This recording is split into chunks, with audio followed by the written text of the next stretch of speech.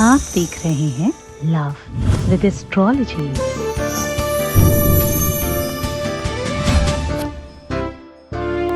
जिंदगी में यूं तो काम तमाम है, पर करने के लिए क्या किया जाए क्या नहीं किया जाए ये तब मुश्किल हो जाता है जब दिल टूट जाए। ये तब मुश्किल हो जाता है जब रिश्ता बिखर जाए। ये तब बहुत मुश्किल हो जाता है जब संबंधों में खटास आ जाए। आपके घर में भगवान की अलमारी में थोड़ा टाइट करके ये चीज रख देना। जितनी देर ये रखी रहेगी उतनी देर सामने वाला तड़पता रहेगा। जितनी देर ये चीज यहां रखी रहेगी उतनी देर तुम्हारे प्यार के मन में बेचैनी होगी तुम्हारे लिए।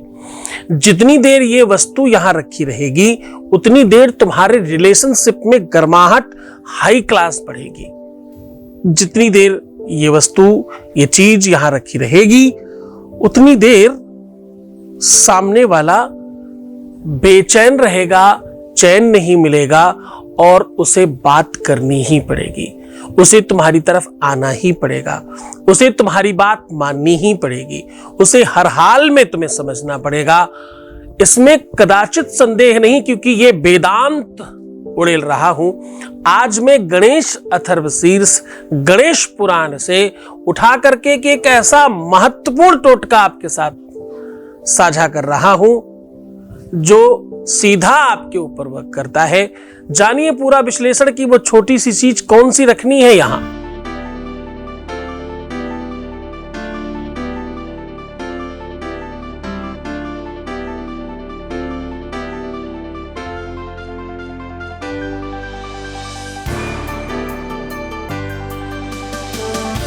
आप देख रहे हैं love with astrology.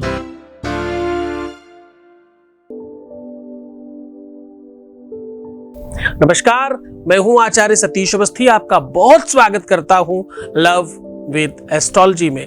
Love with astrology में आपके अपने जीवन को श्रेष्ठ बनाया जाता है, प्यार से मजबूत किया जाता है, प्यार भरा जाता है, रिश्तों को सुधारा जाता है, मधुर बनाया जाता है, संबंधों को आपके पक्ष में किया जाता है, परिवार बचाया जाता है, रिश्ते बचाए जाते हैं और तुम्हें जीवंत किया जाता है, तुम्हें जीना सिखाया जाता है। और यहां तक ही नहीं, हर चीज तुम्हारे पक्ष में करने के लिए तुम्हें जिताया जाता है। लव विद एस्ट्रोलॉजी का ये काम पिछले 20 सालों से चल रहा है। अभी तक ठीक हो गए लोगों की संख्या है क्लोज टू 21 लाख। जो भी लोग आते हैं उसमें से 95 से ज्यादा % लोग ठीक हो जाते हैं। इस विषय को निरंतर जारी रखा गया है। कंटिन्यू इस विषय को महान और प्रबल तरीके से चलाया जा रहा है। ये सब कुछ इसलिए संभव है क्योंकि तुम्हारा प्रेम, तुम्हारी श्रद्धा, तुम्हारा विश्वास मिलता है। दूसरी तरफ गीता, वेद, पुराण, शास्त्र, उपनिषद, वेद बड़े बड़े ग्रंथों का सार 18 पुराण है, 6 शास्त्र है, उपनिषद है, वेद है, वेदांग है। इन सबको निचोड़ कर आपके सामने रखा जाता है। इसलिए शायद हर दिन बहुत बड़ी संख्या में लोग लाभान्वित होते हैं। आज फिर से आपके सामने ये पूरी की पूरी व्यवस्था साझा कर रहा हूं, लेकिन आपको ये जानना बहुत आवश्यक होगा, प्यार को पाना, रिश्तों को मधुर बनाना, संबंधों को पक्ष में खड़ा करना, इसमें कहीं ना कहीं आपकी अपनी निजी तैयारी भी बहुत प्रबल तौर पर चाहिए।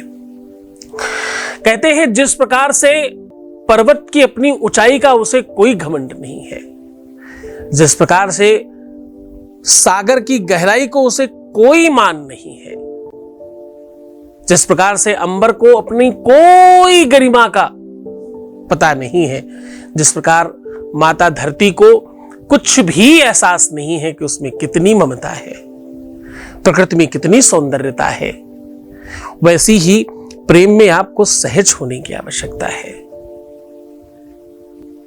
निर्झर झरने की तरह निस्वार्थ बह रहा हो जब प्रेम। किसी भी प्रकार का जहां स्वार्थ आ जाए, किसी भी प्रकार का जहां प्रेम आ जाए, प्रेम का मतलब अपने पक्ष की चीज, मुझे ही चाहिए, ये मेरा ही है, ये मेरे लिए है, ये सब चीजें प्यार को नष्ट करती है। स्वार्थ नहीं चाहिए, क्रोध नहीं चाहिए, ईर्ष्या नहीं चाहिए, द्वेष नहीं चाहिए, पाखंड प्रपंच नहीं चाहिए। प्रेम में तो सिर्फ प्रेम चाहिए।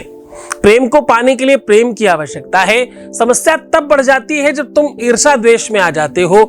समस्या तब बहुत बड़ी हो जाती है, हमेशा उन लोगों का काम होता ही नहीं है। क्या कह रहा हूं जरा ध्यान समझना, हमेशा उन लोगों का काम होता ही नहीं है। वो कौन लोग हैं? जिन लोगों की नजर में उनका प्यार सबसे खराब भी है और चाहिए भी वही। हमारे यहां कहावत है हिंदी में, कुबरी बिना नींद ना आवे, कुबरी मोरे मनो न भावे। कोई चीज मेरे मन की भी नहीं है और उसके बगैर हमें चैन भी नहीं है। तो जब तक ये कंडीशन ठीक नहीं होगी तब तक प्यार नहीं मिलेगा। मैंने बहुत सारे लोगों को सुना है सिर्फ बुराई करते हैं। अब बुराई करने का तरीका समझिए। कुछ लोगों को लगता है कि ये बुराई नहीं है। अब समझिए क्या करते हैं। फलाना तो मुझसे लड़ता ही रहता है या लड़ती ही रहती है। अच्छा, लड़ाई तो कोई एक ही करता होगा, दूसरा तो चुपचाप हाथ जोड़ करके विनम्रता से सुनता होगा। जब कोई एक बोल रहा हो और एक सुन रहा हो, उसे डांटना कहते हैं, लड़ाई नहीं कहते, है ना। पहला पॉइंट। दूसरा, ये तो हमेशा हम पे शक ही करती है या करता है। अच्छा जी, ये तो जब शक करती है करता होगा तो तुम तो बहुत विनम्रता से, शिष्टता से, मर्यादित होकर के रहते होगे। एक तरफ किया हुआ डाउट होता है, शक नहीं हो सकता, है ना। ऐसे कितने ही पॉइंट्स हैं जब तक दोनों के दोनों पक्ष एक्टिव नहीं है। कोई कम कोई ज्यादा हो सकता है। ऐसा नहीं हो सकता कि एक 100% एक्टिव, एक बिल्कुल एक्टिव नहीं है। ऐसा नहीं हो सकता, यह संभव नहीं है। चूंकि सख पतंग जलता है लेकिन संग संग दीपक जलता है, दोनों ओर प्रेम पलता है। सखी तराजू के दो पालने में, झूलते देखो बाटों की रंगत में, संगत बराबर की अंगत समान है, विषमता को समता कैसा मिलता मान है। बोले तराजू में जब कुछ ऊपर नीचे हो रहा होता है उसमें सामान्य और चिंतन का फर्क है। किसी को लगता है कि बांट नीचे जा रहा है और किसी को लगता है कि मूल्य कम हो रहा है। किसी को लगता है सामान ज्यादा जा रहा है और किसी को लगता है कि बाट हल्का होता जा रहा है। सोच और समझ का फर्क है। कम ज्यादा हो सकता है लेकिन कभी भी समकक्ष नहीं हो सकता, या एक ही ऊपर नहीं हो सकता, एक ही संपूर्ण नहीं हो सकता। चाहे झगड़ा हो, लड़ाई हो, क्रोध हो, ईर्ष्या हो, द्वेष हो, पाखंड हो, प्रपंच हो, कोई भी चीज हो रिलेशनशिप को खराब करने की, उसमें कोई एक ही खराब नहीं होगा, कुछ में कुछ तुम भी होगे। जब तुम इस बात का निर्णय कर रहे हो कि तुम्हें वही चाहिए तो फिर उसी समय ये निर्णय करो जैसा है वैसा ही चाहिए। प्यार जैसा होता है एज इट इज स्वीकार है। हाँ? जैसे भी हो तुम प्रभु मेरे हो। एक पुराना गाना था पिक्चर का, भला है बुरा है जैसा भी है, मेरा पति मेरा देवता है। अच्छा है, भला है, बुरा है, जो भी है, भला है बुरा है जैसा भी है, मेरा पति मेरा देवता है। जब ये सामान्य चिंतन आएगा, जैसा भी है वो बहुत अच्छा है। जो प्रतिपालय वह नरेशु, बसो जहां वो उत्तम देशु। जब तक ये सामान्य चिंतन नहीं आएगा तब तक प्यार और रिलेशन नहीं बन पाएगा। ये सोचना पड़ेगा। जब तक तुम्हें उसकी बुराई में भी अच्छाई नहीं समझ में आती, हर बात में तुम्हें प्यार नहीं आता, हर बात में बिल्कुल वारी जावा या बिल्कुल ऐसा लगे कि भाई ये तो सब कुछ है मेरे लिए, ऐसा नहीं लगे, तब तक तो तुम कुछ नहीं कर पाओगे। तब तक तो केवल जिद है, प्यार नहीं है। प्यार और जिद में थोड़ा अंतर समझिए। हम पूरा दोनों कराते हैं, ध्यान रखिएगा, इसमें कोई संदेह नहीं है। प्यार और जिद में थोड़ा अंतर समझने की कोशिश करिए। प्यार सहज बहता है निर्झर झरने की तरह, और जिद केवल पा लेने की होती है, पाने के बाद खराब हो जाती है। इसलिए बहुत सारे लव मैरिजेस खराब हो जाते हैं। क्यों? क्योंकि वो जिद में किए हुए होते हैं। जब कोई चीज रिजेक्शन में आती है तो वो एक्शन में आती है। जो चीज मना कर दी जाए, मनुष्य की फितरत है, उसे वही चाहिए होता है। जब भी एक तरफ से कोई मना करता है, दूसरे की इच्छाएं अपने आप अनंत हो जाती हैं।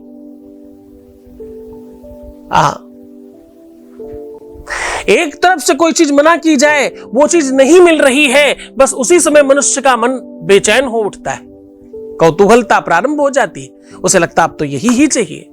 करके देखिए आप कभी ऐसा।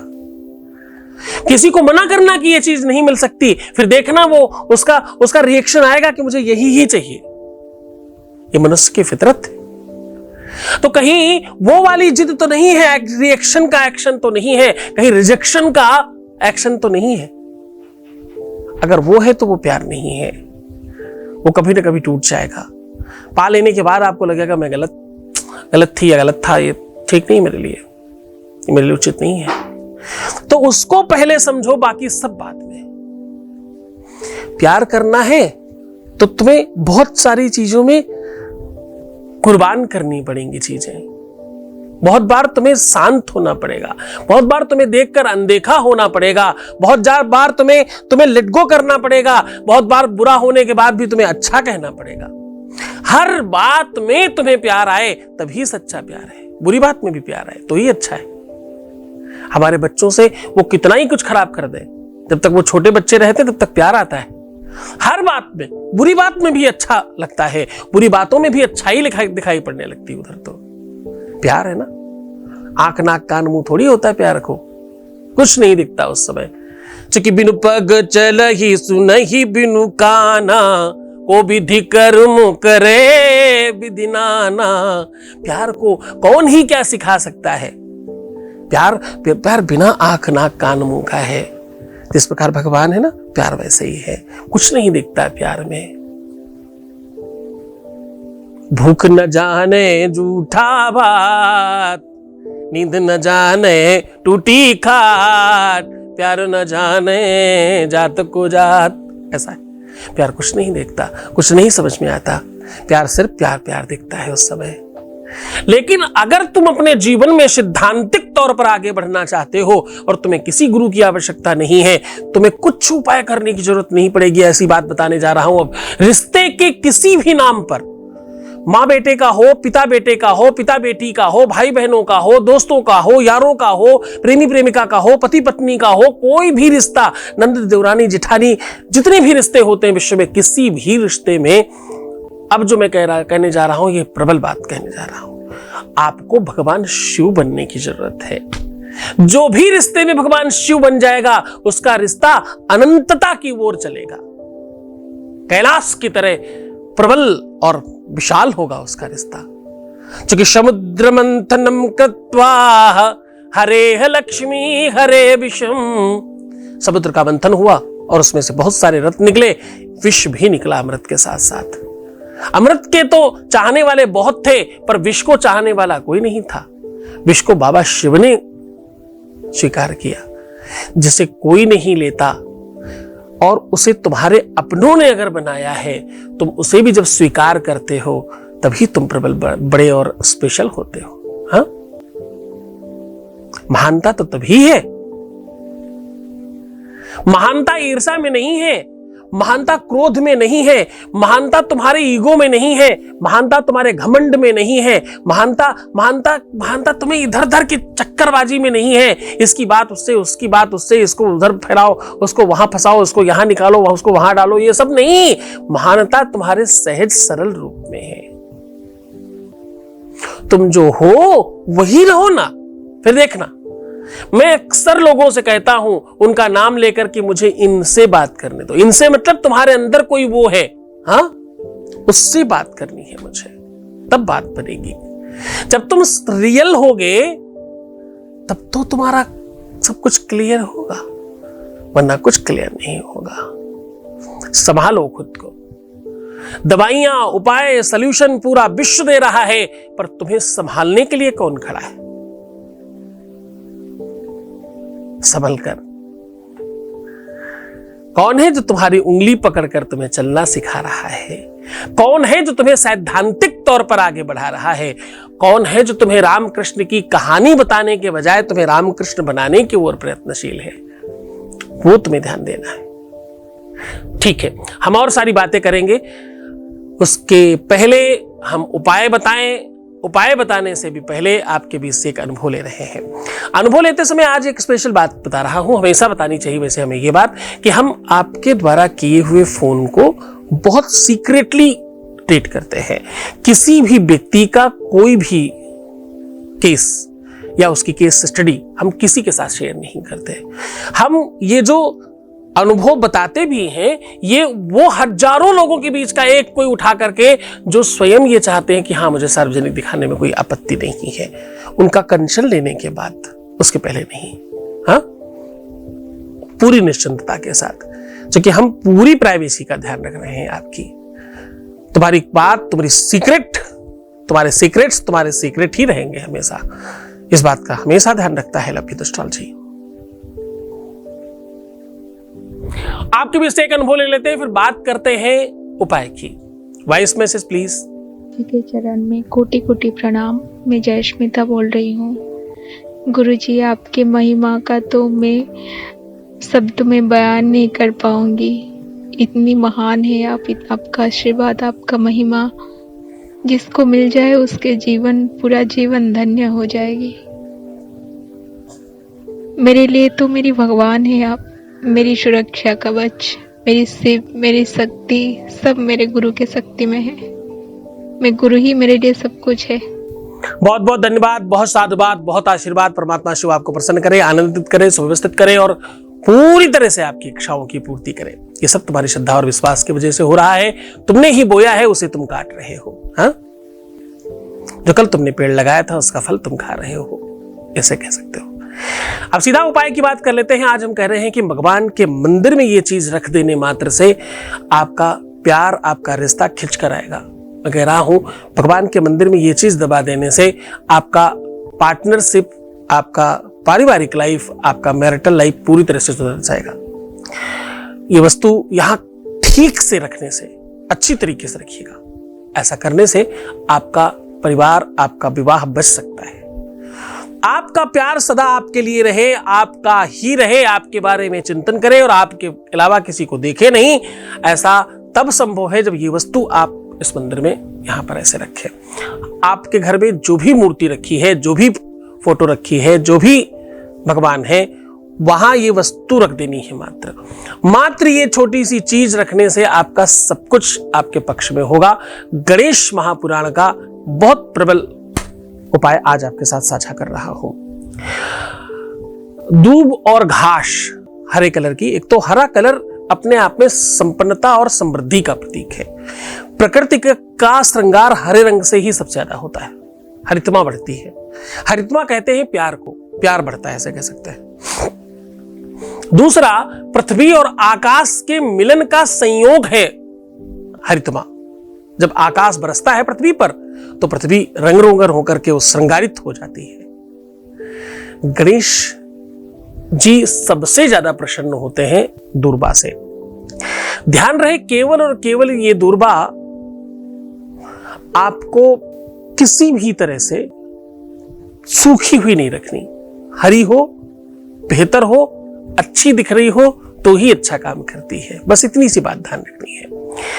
दूर्वा के बारे में कहते हैं वंश वृद्धि करी भवो, वंश में वृद्धि करती है।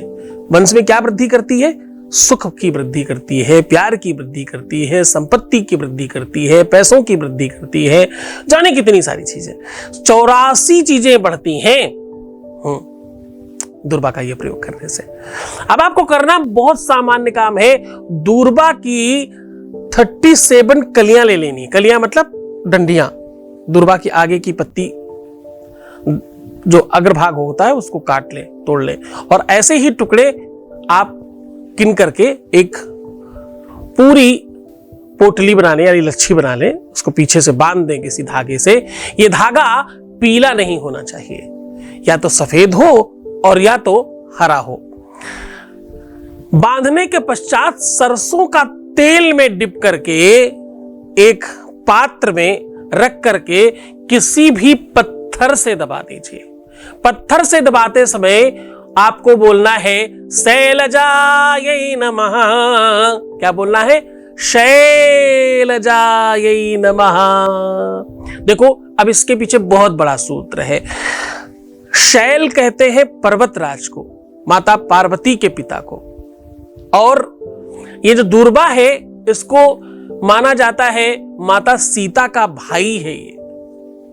तो एक तरह से अपने ही भाई को अपने पिता के प्यार में, ये एक पारिवारिक सुख का सबसे उत्कृष्ट उपाय है। शास्त्रोक्त है, इसलिए आपको शायद इतनी जल्दी समझ नहीं आएगा। दुनिया का सबसे महत्वपूर्ण प्रेम, माँ बाप को अपना बच्चा, अपना बेटा अपने अंकुश में, अपने बल में, अपने हाथ में दिखे, इससे बड़ा कोई प्यार नहीं। लेकिन इस कार्य को जिस भी भावना से किया जाए, संदेह मत करना कि ये बच्चों के लिए है केवल, ये बेसिकली परिवार के लिए है, ये बेसिकली शादीशुदा लाइफ के लिए है, और सबसे ज्यादा ये प्यार में काम करता है। इसलिए आपके साथ साझा कर रहा हूं। बस पत्थर थोड़ा अच्छे से दबाइएगा।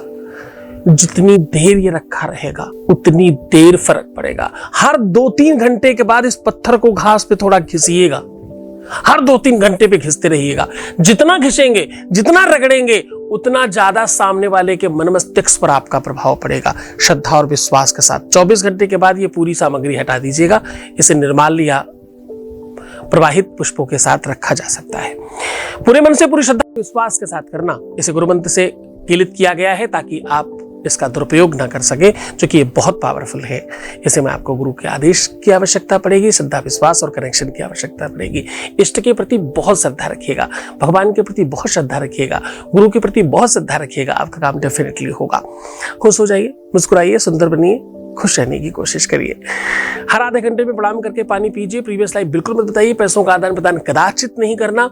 और हाँ, रोना बिलखना, परेशान होना, उल्टा सीधा सोचना, नेगेटिव थिंकिंग रखना टोटली बंद कर दीजिए, क्योंकि ऐसा करने से काम नहीं होने की संभावनाएं बहुत हद तक बढ़ जाती हैं। कहते हैं 41 डेज से तुरंत ही खराब हो जाते हैं। 21 से 41 दिन खराब होने की संभावना तो इमीडिएट हो जाती है। एक बार सिंगल रो देने से। दिन में 10 बार रोए तो, 20 बार रोए तो, महीने में 50 बार रोए तो मतलब काम 10 साल तक नहीं होगा। तो आप सोचो आप क्या कर रहे हो, फिर करो। मैं हूं तुम्हारे साथ। ओम नमः शिवाय।